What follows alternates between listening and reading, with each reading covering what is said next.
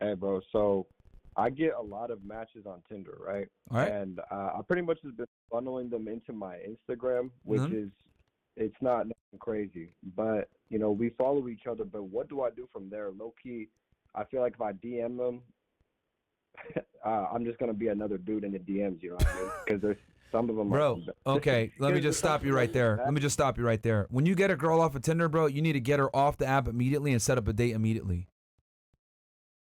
Bro, I feel you, but we hit a fucking snowstorm. Motherfucker had to wait, so I feel you. Well, I then had to then wait the a lead couple is gonna get cold just like the weather outside, bro. Like you got to set it up immediately, man. Like you got to set the shit up immediately, nigga. Like snowstorm or what? Like you got to set some shit up, whether it's a FaceTime call or whatever, bro. These girls have low attention spans, dude. Like you guys don't fucking get it. The average girl, especially if she's on Tinder on a dating app, bro, she has hundreds of fucking matches, dude. Hundreds. Bro, this is simple. It's a chain effect. You start on a dating app, you go to Instagram, talk for like maybe 2 to 4 sentences. Here's my number. Call or text me. So I'll save you right now. Then from the phone call, you do a FaceTime call to set up a date.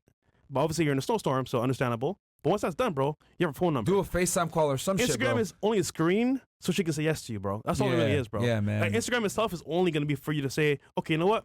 He's cool, good lifestyle. I'll say yes to his advances. That's pretty much it, bro. So yeah, bro, you gotta capitalize on the lead right then and there, bro. So if there's bad weather and you can't meet, then you got to set up a FaceTime call and talk to that bitch. Yeah, pretty much. All right. I feel that. Should I just drop these cold leads then, or what? No. Try to reheat them, bro. Like try to warm them back up and try to initiate contact. But if they don't respond, they don't respond. It is what it is, man. The good thing is you have Instagram, so now that they're in your you got actual, 2 points of failure. Well, actually, no, because they're actually following you. Whatever you post on your story, they're gonna see. So you just DHV basically show maybe I don't know you in the gym, maybe you're doing some cool stuff around the house, whatever that may be. And by the time you're ready to hit them up again, oh, you're watching your stories, whatever, blah blah blah. You seem pretty cool. Let's hang out. Done. Yeah. Basically, you're creating like a lead funnel, and that's your like page, and they're in your actual like funnel, so it's fine. But once again, strike it when it's hot. Don't waste too much time. Yeah, copy. All right, thanks, boss. Peace. I just want to ask 2 quick questions to Fresh, all right? All right. Mhm. So for my first one, what was your first business? And like, how did you find your mentor?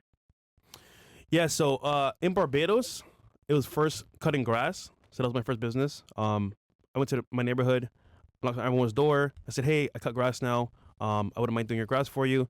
I'll give you the first day free. Next time we do a cut, it'll be $50. I did that for the whole neighborhood, and then I expanded to other parts. That was my first business. When it came to America, I didn't have a job at first, but I was doing affiliate marketing, making $30 literally a week, as you guys saw the video of Grant Cardone. But the whole time I was doing that, I was looking on YouTube for like, for example, how to become better in life, how to become a millionaire, how to gain access to exotic cars. And I found my mentor, Patrick McAdemy, on YouTube. I was making like when I had my first job, like $7 an hour, $8 an hour. But I saved him my money, paid for his workshop, went to Fort Lauderdale, met him in person, spoke to him, saw who he was as an individual, pretty dope guy. And then from there, started working with him closer, learned from him as well. And after that, it was like pretty much like in my head what to do when I had the money. And from there, made me who I am today. So it worked out. But it was online, bro. It wasn't like in person meeting him. It was like I met him online first with the YouTube channel, watch his videos. Then I paid for a workshop. Then I met him in person. And from there, became my mentor full time. All right, cool. And then also, I see Myron do a lot of the pickup stuff and the dating things on like how to approach, do cold approach and source. But like, I want to know like, what is your strategy? You don't seem to talk a lot in those episodes. Well, you don't have to give up the whole sauce, but like. Okay, like, so this what might do you sound do cliche, different? bro, but my mentor also told me the game is to be sold, not told. So I let Myron talk because obviously speaking, he's more transparent. I'm more like a shadowy figure behind the scenes, like a ninja. You know what I'm saying? In the dark. But to make this concise, what I do is I literally have a setup where I have a lead system and I go through that funnel, and it starts, for example, on Instagram first or dating site, and from there they go to Instagram, and obviously DHV is gonna be important. So stories, lifestyle, that's what I use, and then from there I invite them on a date. Like in that same time I meet them, hey, let's go out. You know, what are you doing this week? I want to take you out.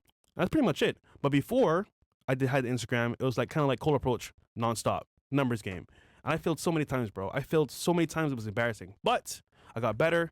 I got more confident over a period of time. It got easier. And it's better if you got a friend with you doing it as well. But if you do it by yourself, it's fine. But cold approach, I would say, is numbers game. And then from there, with scale and actually closing deals, I would say Instagram has a big benefit to you as a guy. That's what I would say. All right. Thanks a lot. No problem, Thanks, bro. guys. All right. Cool. Who's up next? And it's funny. I make it look so easy. The thing that I pay, but I don't pay shit, which is funny, but it is what it is. Yeah. At this point, it's like everyone thinks we are sugar daddies and shit like that. It's just like, bro. They don't know. It's funny. People in Miami that actually know us are like, episodes. yo, how do y'all do it? Yeah. Whatever. So. All right. Who's up next? Hey, how's it going, boys? First, I want to say appreciate everything you guys do. Y'all changed my life. Found you guys back in actually found Myron first back in 21 when he did an individual interview with Sterling Cooper. And man, y'all changed my life. I went from dating single moms to now last year did 120K. Nice. And got over 50 body count. This year on track to do over 200. Oh shit. But all right. Enough about the backstory. Real quick question. This might be more for Fresh, all right, because it's a car question. So with my business, I kind of need a truck. And right now I'm riding a 2019 Honda Accord Sport. Okay. I'm from Central Florida, so that's fine driving around town or whatever. But I drive a lot up north, and so it'd be snowing and shit, and I need a truck to haul equipment. But the thing is, I'm owed $25K on the car. I'm upside down anywhere from 10 to 15K. What year's the car? So what would you think? 2019. The best course? 2019. How much you pay for it?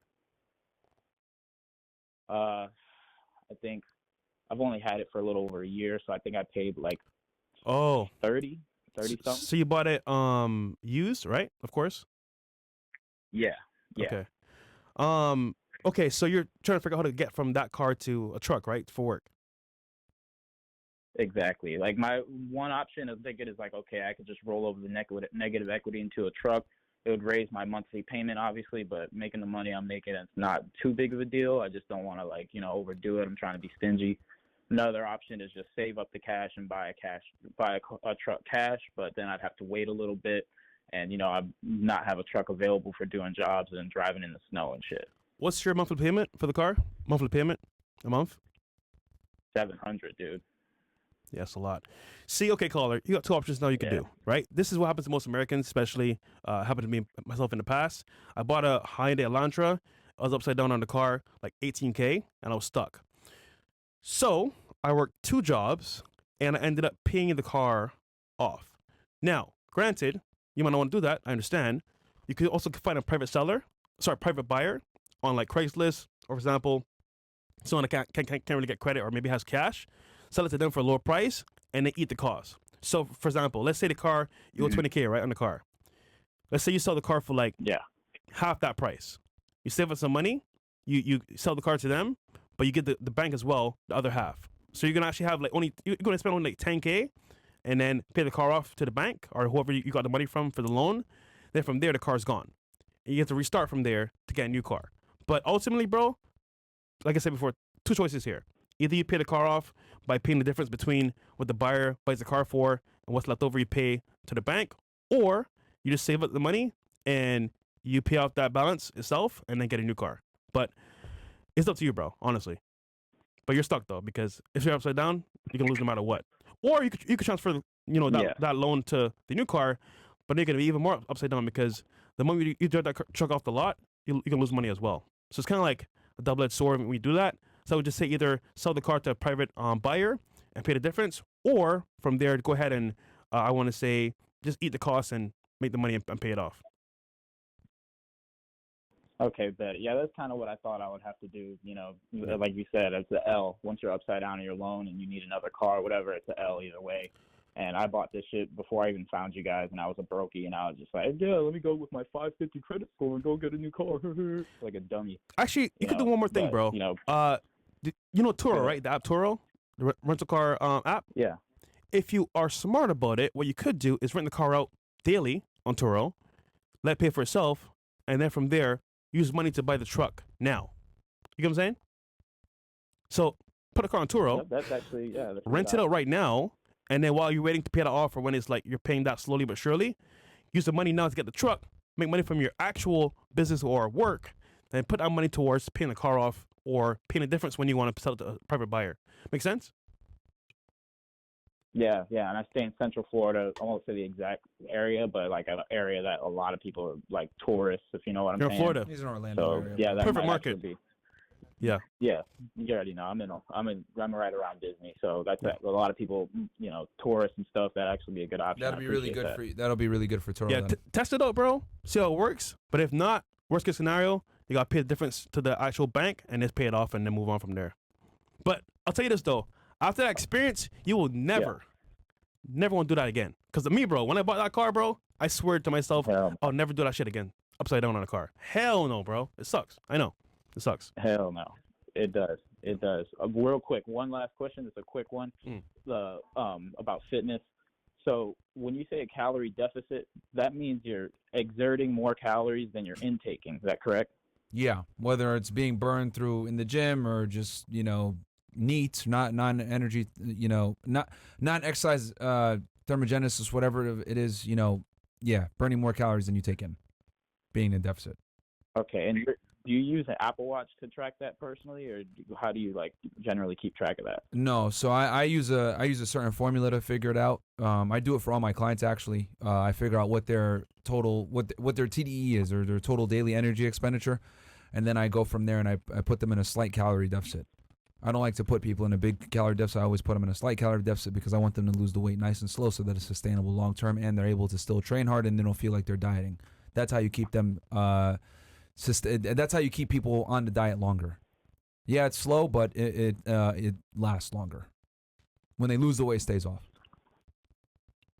All right, I appreciate it, man. And for all the fans, y'all need to stop being broke. So, subscribe to the Catholic Club, man. Get your money up, bro. You changed my life. I'm only 5'6", bro, and I've racked up over 50 bodies since There I you found go. these boys. Okay. Man. No excuse for y'all.